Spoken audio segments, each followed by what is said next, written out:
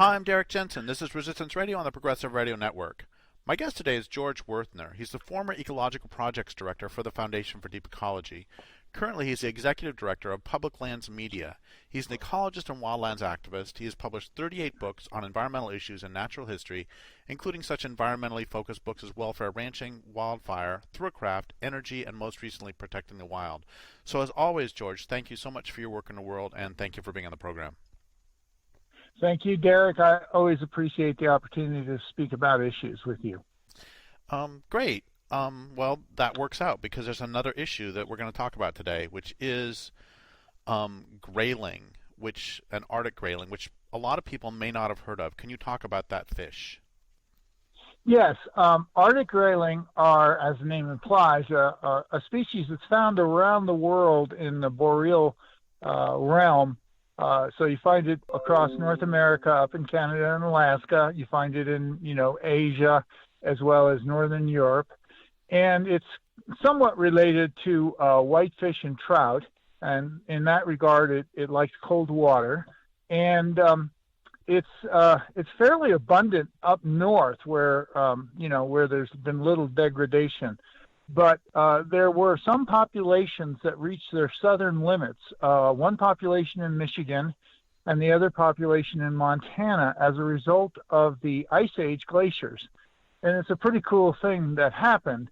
At least in Montana, the story goes like this.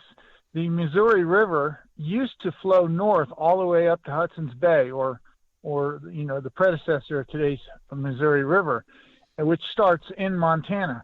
And it is thought that via that river system, grayling got established in the state of Montana, and relic populations were able to survive in the cold water headwaters of the Missouri River. Those headwaters are not called the Missouri River. It's rivers like the Big Hole River, the Sun River, the Smith River, the Ruby River, the Red Rock River.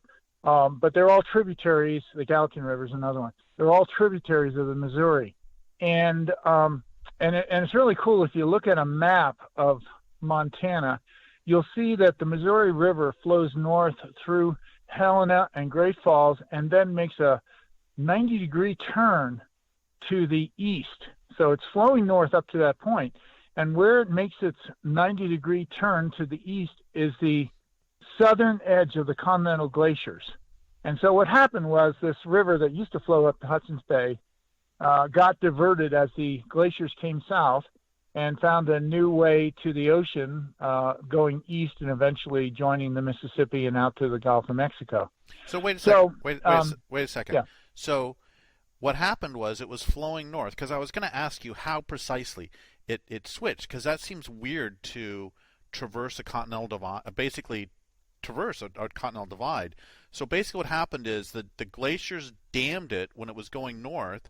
It probably filled up into a lake and then overflowed to the east and south and cut a channel that ended up being lower after the glaciers receded. Is that accurate? That's exactly what happened. Okay. And then it was stuck in that channel heading to the Mississippi instead of going northwards. And so these fish, the Arctic grayling, became Ice Age relics in these headwater streams. I'm not quite sure what the story is with the fish in Michigan, except that I know that they went extinct due to excessive logging that caused sedimentation in the streams. And the grayling are very sensitive, they need clean water, cold water, and that's what eliminated the grayling from Michigan. And in Montana, they were isolated. I mentioned these other rivers, the Sun River, the Smith River, a number of them that the grayling used to be found in, they are no longer found in. And they were left in the Big Hole River in particular, and Red Rock Lakes Wildlife Refuge, upper tributaries to that, were the two main populations that were left, and possibly some in the Madison River too, which is also a tributary of the Missouri. And so the sad story is that like a lot of things, the grayling population decline due to a lot of insults from humans. One is they tend to be long-distance migrants, spending their winters in very deep holes in the rivers, generally with springs coming up. And then in the spring, they will migrate 50, 60, maybe 100 miles in the old days. We don't know. But even fish today go 50, 60 miles and will then send tributary streams where they spawn. And then the fingering spend time, the young fish, in those tributaries before migrating down to the main rivers where they, again, overwinter in the deep holes. Well, we've done several things. One, on a lot of these rivers, we've built dams, which blocks that migration pattern. And a lot of the relic populations are in places with dominated by livestock raising, and they have impacted the tributary streams where the spawning happens by eliminating the riparian cover, which makes them warmer, breaking down the banks, which makes the streams shallower, and has less cover for hiding, for the small fish to hide from other predators. And then there is the problem that in the summertime, in these remaining relic population zones like the Big Hole River, the ranchers dewater the streams so severely that the remaining fish, first of all, the streams that the small fish are in will often dry up, so they don't ever get to the main river. And then even in the main river, so it's so dewatered that it concentrates all the fish in very small pockets. And so there, the grayling that do survive have to compete with all these other fish, including introduced trout, brown trout and rainbow trout, which are not native to the rivers there. And the interesting thing, this is an interesting behavioral thing. They used to think that the exotic trout were negatively impacting the grayling by basically, taking over the best feeding sites and getting more feed and so forth. But what they found out was that the grayling were very aggressive about, capturing these best feeding spots, but they spent so much time chasing the exotic fish that they weren't feeding as much. So they had this behavioral change where they had to, sort of constantly fight for their position in the current, and wound up, actually feeding less, even though they're in a good spot for feeding. So because of these multiple abuses, you might say, the grayling population has been in decline. And back in the probably late 80s, 1980s, early 90s, I was contacted by 3 Montana Fish, Wildlife, and Parks fishery biologists, all independently. They didn't, because they were doing it in secret. They didn't know the other guys were contacting me. But they all asked that I try to get the grayling listed under the Endangered Species Act, because they felt that their department was not doing enough to counter all the multiple impacts on the grayling, and it was their fear that grayling would eventually go extinct. And interestingly, I was able to work with another person who's more of an expert on how do you petition for listing than I was at the time, and groups like the Center for Biodiversity weren't around. And we petitioned to have the fish listed in 1991. So think about that, where we are now. It's still not listed. And we've had multiple lawsuits since that time, been joined by other groups like the Center for Biodiversity, Western Watersheds Project, and a few others in helping to raise the profile of the fish. But the Fish and Wildlife Service, as you know, is a political agency for high-profile species. And the ranchers in Montana, in particular, do not want to see the fish listed for the obvious reasons that I just mentioned, that at least the complicating factors are lack of water for fish. That's an important thing. And then the impacts to tributaries where the spawning takes place. If the fish is listed, there would be a legal requirement that those factors be corrected. And so they don't want to see it listed. Anyway, due to their political influence, they have successfully gotten the species listing delayed multiple times through various subterfuges. One was to put together a conservation plan that was supposed to improve things for the grayling, and the Fish and Wildlife Service then used that conservation plan to deny listing. In other words, they have a thing called warranted but precluded, and the warranted but precluded decision means that they do think the fish will go, or any species will go extinct, but they, for various reasons, aren't going to list it at this time. Often they say there's other higher priority species, or in the case of the grayling, they said, well, let's see if this conservation plan will work. And so, it takes a long time to see if it'll work. I think it was about 10 years it managed to delay any kind of discussion or listing. And then we succeeded on and off through various lawsuits to get it a decision that it indeed needed to be listed, and then it was the decision was reversed capriciously, as they say in the courts, and now it's up for another look for listing, perhaps within the next year. Meanwhile, the grayling has population in the main areas where it is still found, like the Big Hole River, has continued to decline. The last time I looked, and I haven't looked in the last year or so, but last time I looked, the population had declined to the point where there was approximately 1 or 2 adult fish per mile of river. And those who champion how well the conservation plan works, they always include all the young fish of the year, most of which don't survive. So they'll tell you, oh, we have 300 fish or 400 fish per mile, or whatever the number might be. But that's deceptive, because the young fish don't reproduce. And so you have to look at your adult population of mature fish that can reproduce to determine what the status of the fish is. And this is not to say that, I just want to put in one point. Yeah, please. Okay, just that some of the conservation things that were done were good, just not good enough. For example, they put in some screening on irrigation ditches to keep grayling from being, just set out in a field where they die.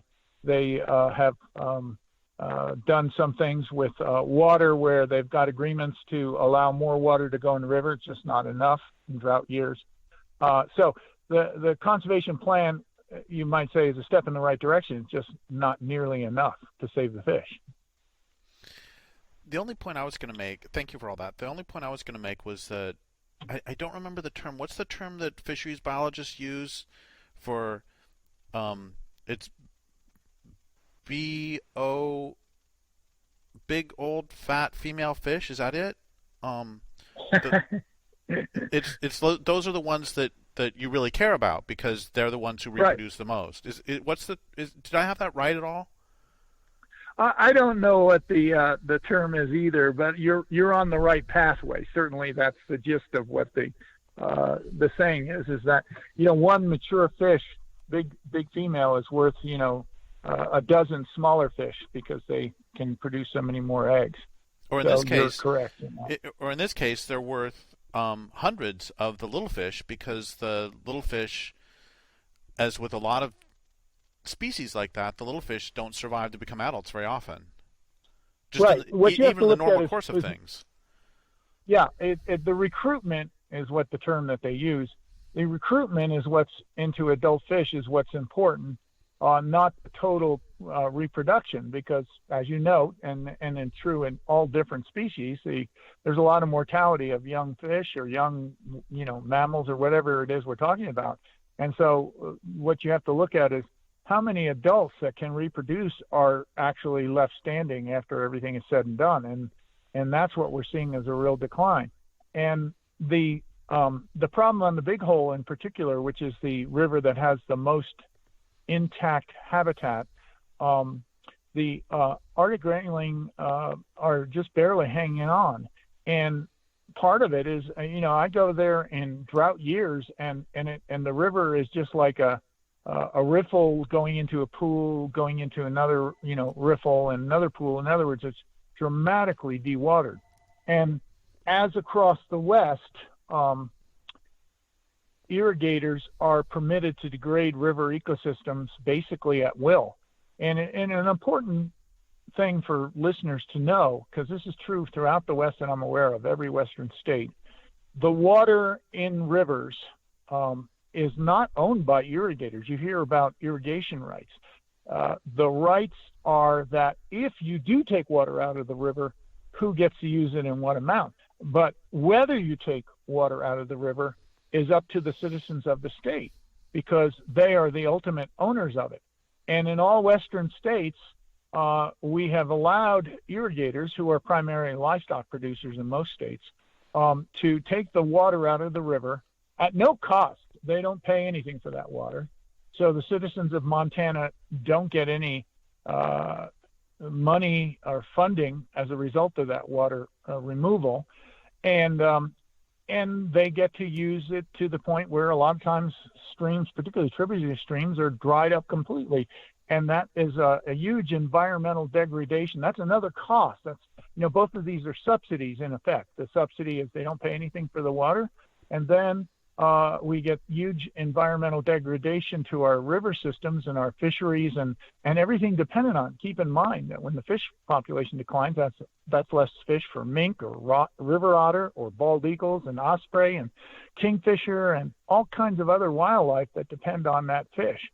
So we're having a big impact on our wildlife, and we're having a big impact on the riparian vegetation, which also, by the way, depends on having full flow in the streams. And as the water flows decline, that shrinks the riparian area, which then affects things like songbirds that nest in, willows and cottonwood trees. I mean, it's an incredible degradation that nobody talks about.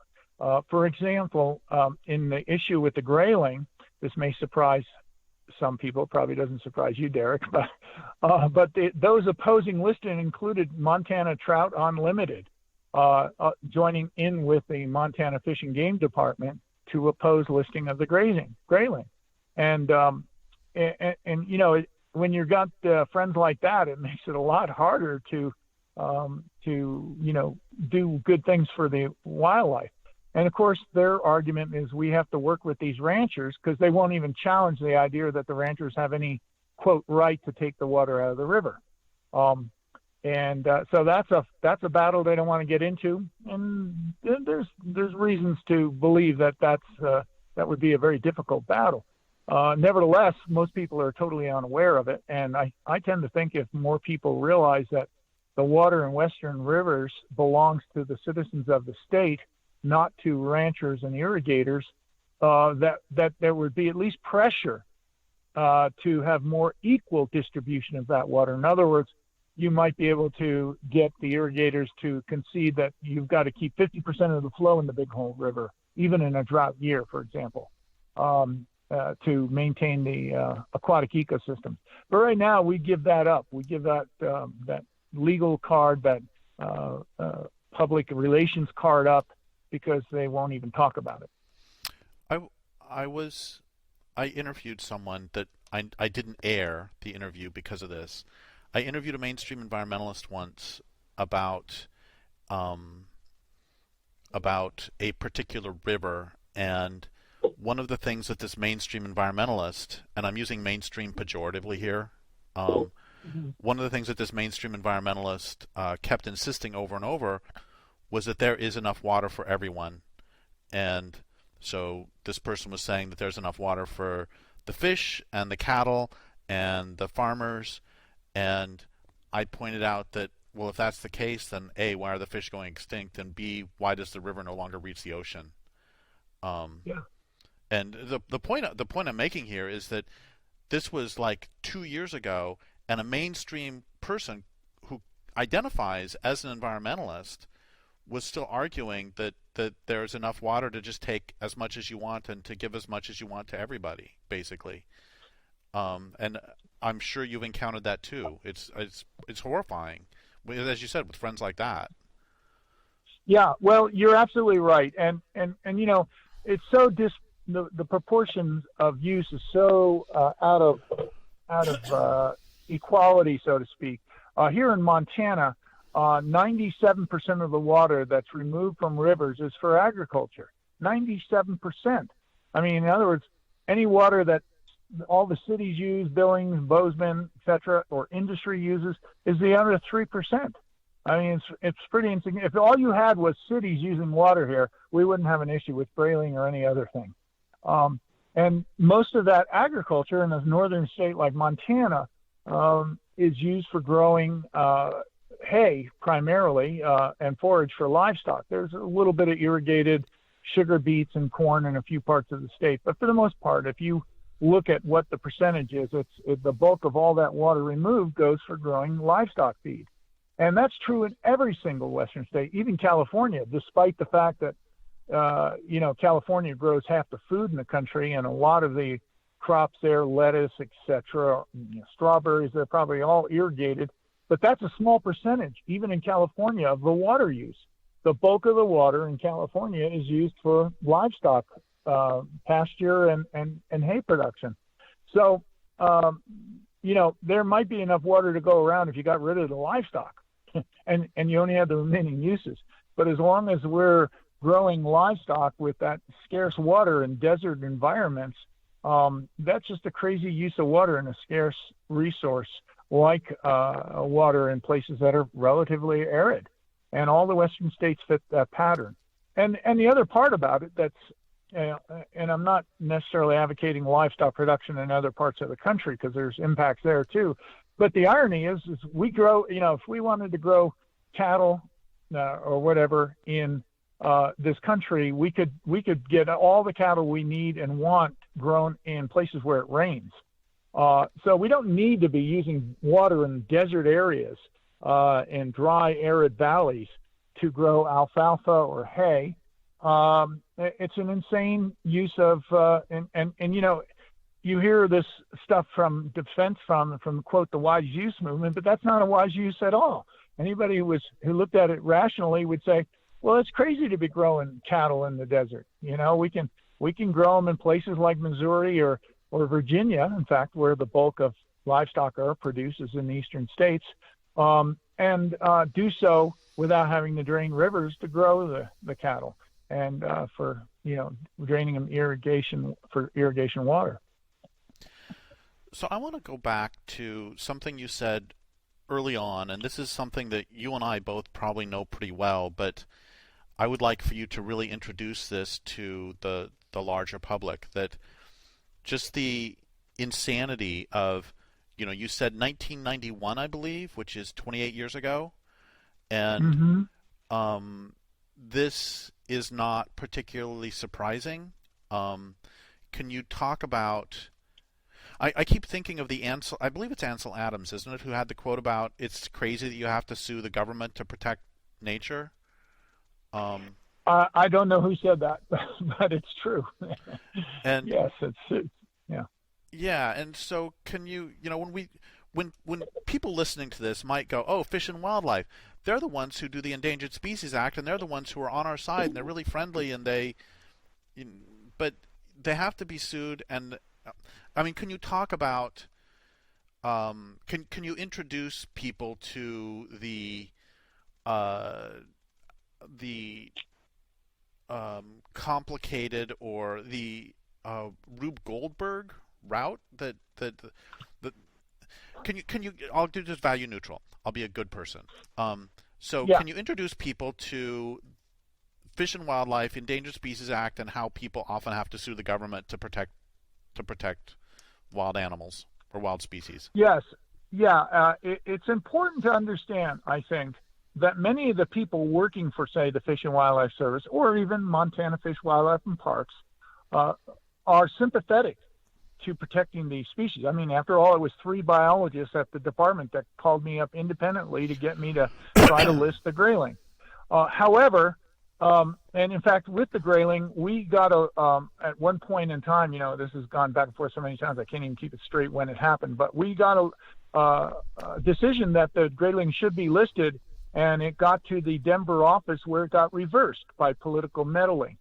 And so, the field biologists agreed with us that it should be listed. So you have to understand that. So within this sort of cat and mouse game, which is what it is, a lot of times these biologists are either counting on or hoping that somebody will sue their agency. And it's an unfortunate fact of life, but they know because of the politics that ultimately they need to have somebody sue to bring about the protection. And there's suing has two aspects to it. One, it gets the people working in these agencies who want to do the right thing. It gives them the political cover to do it. In other words, they can go out to, the ranchers in the Big Hole Valley and say, well, we're sorry, guys, but, and I'm really sympathetic to your irrigation and so forth. We like you guys. But the darn court is telling us that we have to have more water in the river. And so, so they can use that as an excuse. So you get the good guys get political cover, and then the guys who are really bad guys get forced by the judicial system to implement changes that are beneficial, whether they like it or not. And so this is one of the things when people are criticizing, these environmental groups, and they're usually the smaller groups, not the big groups, are suing this and that, and it's a frivolous lawsuit. You find all this stuff. Yeah, there was an editorial today in the Bozeman Chronicle from Senator Daines talking about how we have to eliminate frivolous lawsuits stopping timber sales. And the thing that the senator overlooks is, why are the environmental groups that are doing the lawsuits winning? Because the agency's breaking the law. I mean, so in a sense, he's saying we want to allow these agencies to continue breaking the law, and we don't like it when somebody stops them from breaking the law.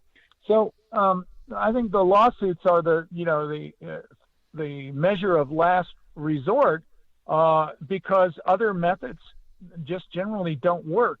And so it's a good thing that we have these laws, which, of course, the opponents and those who want to do resource extraction and exploitation realize that. That's why they're currently, particularly the Trump administration, is working very hard to either neutralize and or eliminate a lot of the regulations and so forth that are out there. And I think it's important for people to understand that environmental regulations are, if they're done well, and I would agree there's some that probably could be better, but if they're done well, the idea is to try to internalize the real costs. So when these ranchers drain a river and they destroy the river ecosystem, that's a cost to everyone. And that's a cost that they're not paying.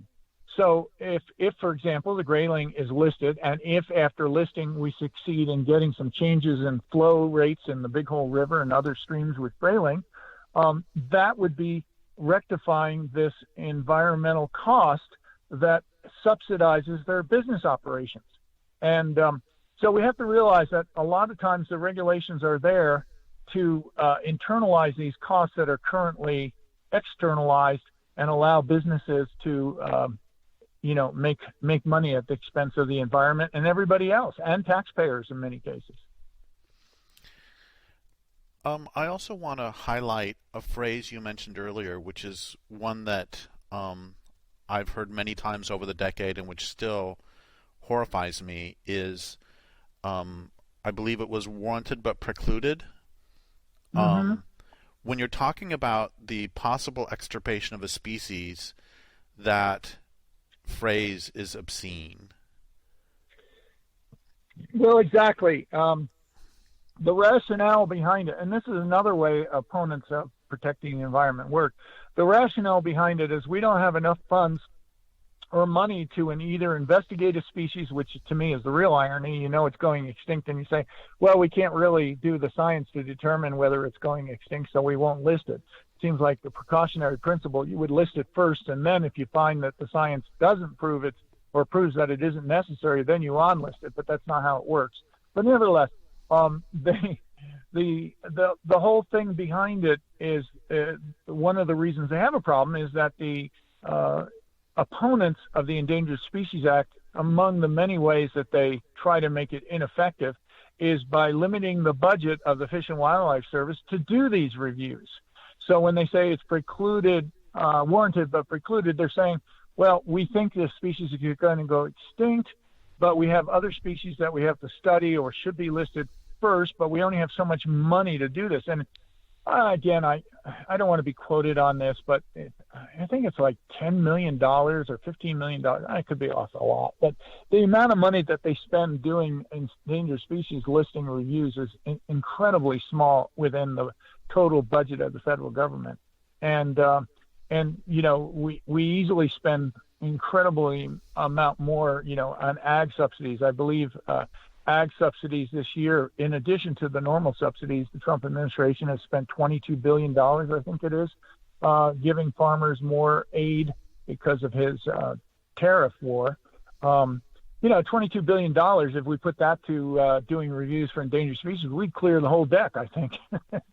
We'll probably clear the deck in about a week. Yeah, exactly. So it's one of the ways you preclude listing is make sure there isn't enough money to do the proper legal reviews. And because the way the system is set up is you have to, it's the benefit of the doubt or the burden of proof, I should say, is on those proposing listing rather than on those opposing listing. In other words, I have to prove that the grayling are going extinct to get it listed. Those who are opposed don't have to prove that it isn't going extinct.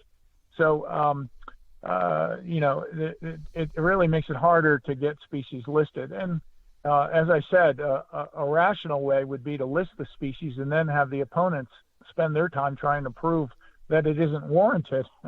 I could live with that kind of a system, but that's not the system we have. So let's pretend. Let's go back to the grayling, and I was doing some research on this before our conversation, and there are accounts from the 1938. Actually, there's accounts from the 1890s of people saying, "Gosh, there were grayling here, and now there's not." And there's a book, "The Waters of Yellowstone with Rod and Fly." Howard Back in 1938 said he was no longer able to find any grayling in the Madison River, and so, when you make your case for the grayling, is that the sort of stuff that you do, or do you have to start from scratch and say, okay, we now need to do a study that shows in 1991 there are, 10 fish per mile, and you wait until 1997 when there's only 1 fish per mile? I mean, how does that actually work? Well, you do all that, actually. You get historical accounts showing the distribution historically and how much it has shrank, because one of the aspects of the Endangered Species Act says that when a species has declined over, and the wording is exactly a significant portion of its geographical range, then that warrants listed. So one of the things you do is exactly what you're talking about. You go around and you say, well, the grayling was found in the Smith River and the Sun River and all, the Madison River and all these other streams, and now it's not there anymore. So that's a significant reduction in its range. That alone would be a good reason for listing under the Endangered Species Act. But of course, the burden of proof is much higher. So then you have to show that the fish is declining and how much a year. And that, and like all wildlife populations, that decline is a trend. In other words, any one year you can go out and you might find, grayling numbers are up this year, but then, the next year they're down. But overall, the trend is downward. And so that becomes an important piece of evidence for listing. And then, and then listing, of course, generally affects primarily the federal land. So that would be a complicating factor with the grayling, because a lot of the grayling habitat is on private lands, but the tributaries, particularly the spawning tributaries, for the most part are on federal lands, BLM or Forest Service land. Bureau of Land Management is what BLM stands for. And where federal government restrictions might be imposed on, say, cattle grazing in riparian areas, there may be efforts to mandate minimum flows in the Big Hole River to protect the grayling. So there are some things that could be done, even though some of the habitat is on private lands. And another process that you and I are both very familiar with, I'm sure, is the notion of creatures being studied to death. By which I mean Mhm. they will say we need to do more studies, which sometimes is true. We do need to do more studies, but sometimes that's really code language for, I heard this back in the early 90s. I was testifying about removing some of the dams on the Columbia, which obviously haven't happened. And there was a great quote by one of the people. What was it called? The Pacific Power Planning Council or something like that. Um, Mhm. there was a great quote by one of the industry members on that where he said, "I wish that the salmon would just go extinct so that we could get on with living." And Yeah. um, there is this. Sometimes, again, more studies are necessary, and then sometimes, can you talk about this use of this as a tactic? We need to study it for a few more years. Oh, one more thing I want to say about this is a joke that I've told many times. It's usually received pretty well. Is I talk about I think it was Plato talking about how deforestation was harming water quality in ancient Greece. And after I say that, I say, yeah, and I'm guessing that the equivalent of the Greek Department of Environmental Quality said we need to study this for a few more years and make sure there's really a correlation. And Yeah. Yeah. everybody would laugh because this is what happens today. Anyway, can you go on about that for a couple minutes? Well, I actually think that's what's going on with the grayling. That there's a sense that the longer we can delay this, eventually the problem will go away. In other words, there won't be any grayling left to worry about, and then we're home free.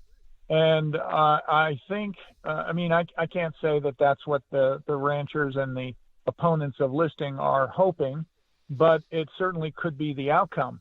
And exactly as you said, initially, and there has been a lot of research on grayling.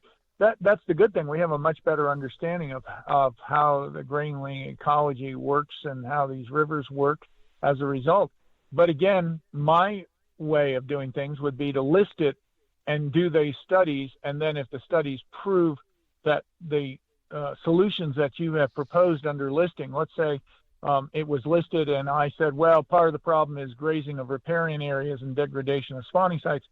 Maybe they'd study that and find, well, that's not really the problem. Okay, so we can modify the, recovery plan so it doesn't include any kind of limits on grazing and riparian areas.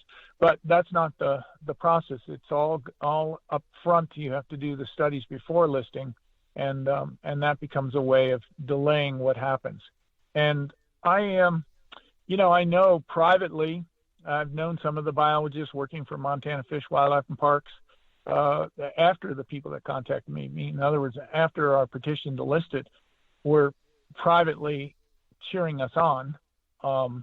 And so you have to recognize that a lot of these guys and women, as the case may be, are in a difficult situation because the politics of such, the Montana Department of Fish, Wildlife, and Parks is under the thumb of the Montana legislature, and the Montana legislature is made up of a disproportionate amount of ranchers and farmers, and they have a huge political influence on what happens to the department and wildlife in this state. And so, that's the status quo, and that's what you're dealing with. That's why you need outside intervention. That's what the Endangered Species Act would require. It would require the federal government, which is supposed to represent all people's interests, not just the ranchers or the people in Montana, but all the interests in the country and globally, in protecting species and trying to keep them from going extinct.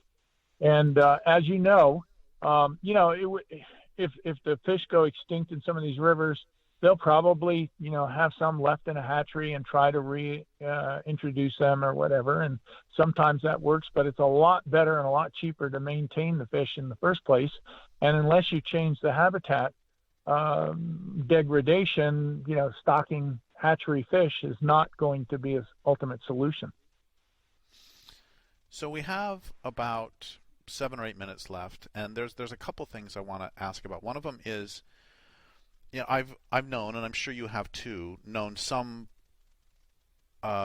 biologists, and I'm saying that term with scorn in my voice right now, some biologists who are actively, who are really nasty and who will sign off on anything. We've both known some of those, I'm sure. And Hmm. then there are also, as you've said, all these really good ones. And I want to, can you comment for a minute on this whole notion? You've really talked about it, but just how difficult that would be to actually love the species, but then work for an organization that's been captured by industry. If you went into the, some of them are just nasty. I've known some of them, but others really, honestly, as you say, love the species, and they went into biology because they love wildlife, and then they end up, in order to get a job, I mean, the grayling are not by themselves going to hand over cash to these people to pay their rent.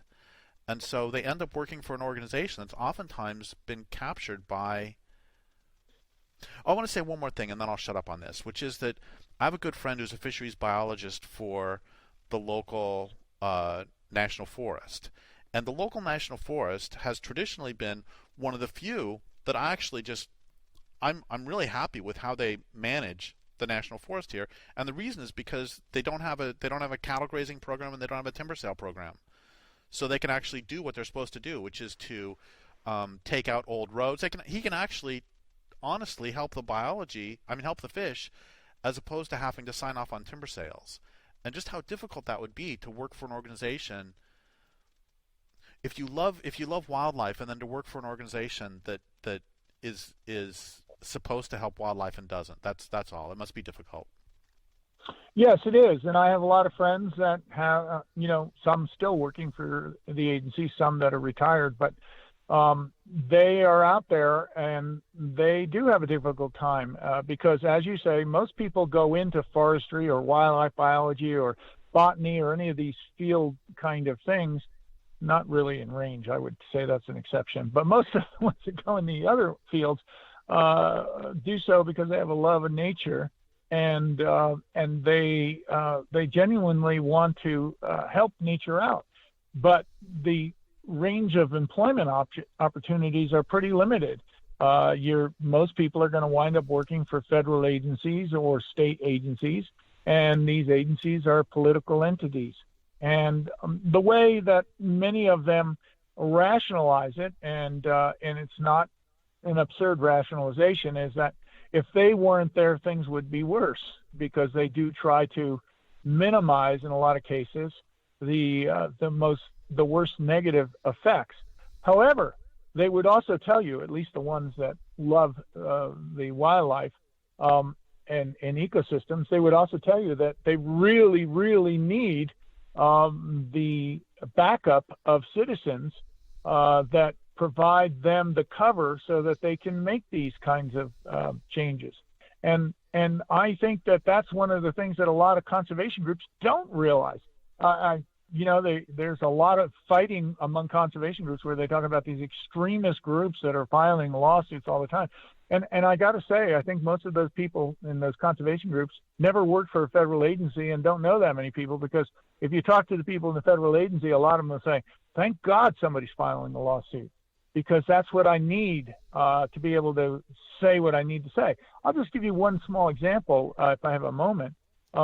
I was out on a collaborative a couple of years ago in Oregon, and the district ranger was looking at a place that he was planning to thin, and they were going to put in a bunch of logging roads to do the thinning, and the whole justification, he said, was, well, if we have a wildfire here, we're going to get sediment in the stream. We want to prevent that, so we're going to do this logging. And I pointed out to the group that logging roads were the biggest source of sedimentation in most rivers in the western U.S., where there isn't livestock grazing, and sometimes you have both. But in the areas that are logged, the chronic source of sedimentation comes from logging roads. And the district ranger, he'd never heard that, apparently, which again is surprising. But anyway, he turns to the hydrologist that was also on this field trip, who up to this point had not said a single word, even when the district ranger made this absurd statement. And he said, Hank, is that really true that logging roads are a big source of sedimentation? And the hydrologist said, well, actually, it is true. And then he kind of launched into a little spiel about logging roads. But if I hadn't been there, that would never have been said. But I provided the sort of, you might say, the political cover for him to speak out without jeopardizing in a sense, his position in the agency because he was asked to, respond to a question. And so I think people have to realize a lot of the effort of conservation groups, the good kind of lawsuits and questioning things, is giving backup to people, the good people in these agencies that want that backup and cover. And that's certainly how I operate. I try to give agency people the benefit of the doubt until they prove otherwise. Like you say, there's some nasty ones out there.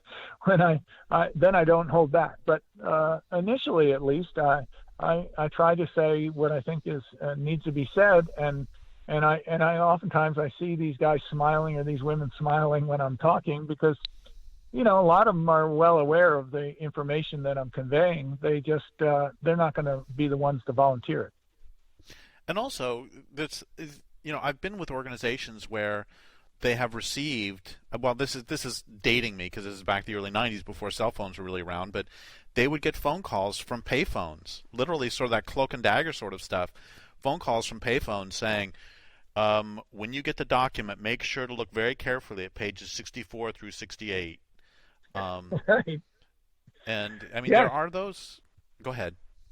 Well, I would agree with you, and in fact, that is the there are various ways that state and federal personnel can help out protecting the land, and that is certainly one. Another, I'll relay. Do I have time? About 2 minutes to relay anymore, or am I just about up? No. We got 2 minutes for that, and then Okay. I want to ask about what people can do for grayling. So do. Okay. And we've got like All 4 right. minutes total, so you're good. Okay. Yeah. I'll tell you an experience. Refuge manager in Oregon who managed the Hart Mountain Sheldon Wildlife Refuge in Nevada. His name was Barry Ricewick. He's since retired from the Fish and Wildlife Service, but he realized that livestock grazing at the refuge was having a detrimental effect on the livestock. So what did he do? I mean, on the wildlife. So what did he do? He first of all, he invited various researchers to come and look at the effects of livestock on riparian areas or nesting sage grouse and various other effects on pronghorn, etc. And then he started going around to population centers, not the little rural towns in Oregon, but places like Reno and Portland and Eugene, talking about how removal of livestock might benefit the wildlife there. And I was involved in a group of people that were meeting at Hart Mountain one time to talk about livestock grazing impacts. And Barry drives up in his pickup truck, Fish and Wildlife Service pickup truck. He's got his full uniform on and everything. He says, so what are you guys doing? And of course, I knew Barry from when he worked in Montana at Red Rocks Wildlife Refuge, so I knew he was a pretty good guy. But most of the people there didn't, so they were a little worried or suspect about saying what we were meeting about.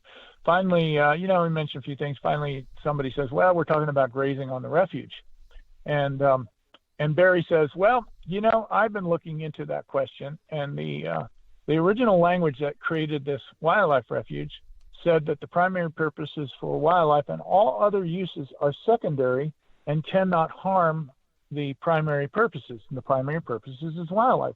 And he said, if you took me into a court of law and asked me if livestock grazing was having a negative impact on the wildlife, he said, well, I'd have no choice but to tell you yes. And then he turned around and he walked away. And there were 3 lawyers in the group. And it was like, here's our roadmap.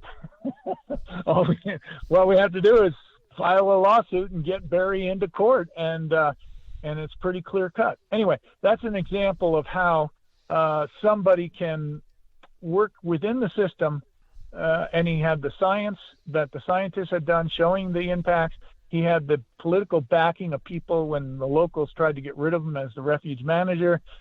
People in Portland and Reno and so forth were writing letters to the Fish and Wildlife Service. We like Barry, don't get rid of him. And so that's a very strategic way that he was able to make changes. And there's no livestock at Hart Mountain Wildlife Refuge anymore. And I attribute a lot to Barry's efforts. So thank you for that. And so we've got like a minute or so left, and let's take it back to grayling. And we've been talking about lawsuits and all sorts of stuff that frankly might be intimidating to a lot of people. So what actually can what do you want? Why did we do this interview, and what do you want anybody listening to it to get out of it, and how can they help the grayling?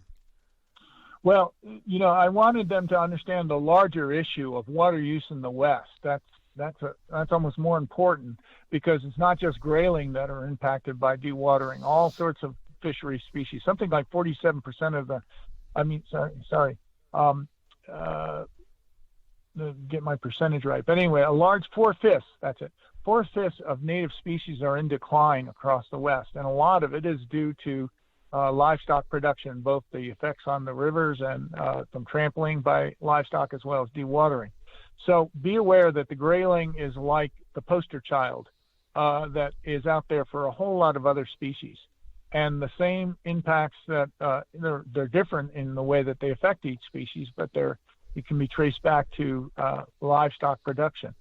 So I guess I want to make people aware of look at your own situation in places where there's a decline in fish or other water-dependent species. Could be frogs, could be salamanders, whatever, and ask the question: what's the ultimate source of this decline? And in a lot of cases, you'll find it's agriculture, and a lot of it is agriculture that's subsidized, that probably could be produced elsewhere with far less impacts.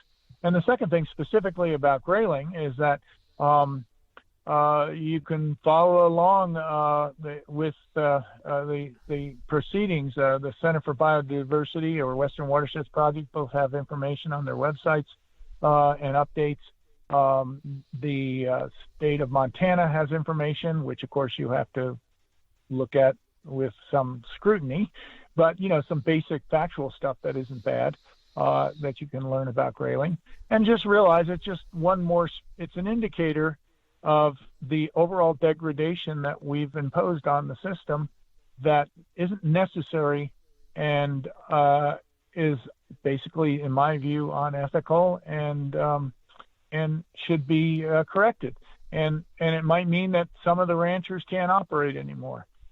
It might mean that they might have to reduce their profits, and so be it. There are other places where we can produce beef. We don't have to do it at the expense of the grayling. Well, thank you so much for all of that, and I would like to thank listeners for listening. My guest today has been George Wuerthner. This is Derek Jensen for Resistance Radio on the Progressive Radio Network.